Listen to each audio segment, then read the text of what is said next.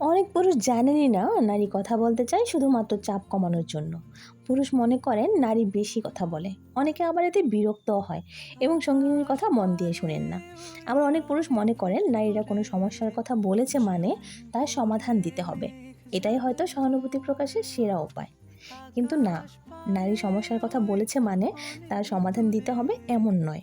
নারী অনেক সময় তার সমস্যার কথা বলে শুধুমাত্র অনুভূতিগুলোকে ভাগাভাগি করে নেওয়ার জন্য, সমাধানের জন্য নয়। এইভাবে ভুল বোঝাবুঝির কারণে সম্পর্কের টানাপোড়ার সৃষ্টি হয়।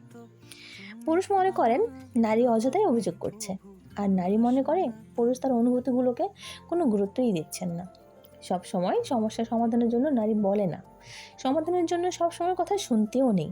মাঝে মাঝে অনুভূতি বোঝার জন্যও শুনতে হয়। শুধু এটুকুই বলুন, হ্যাঁ আমি তোমার পরিস্থিতি বুঝতে পারছি, এটা ভীষণ কঠিন, আমি তোমার পাশে আছি।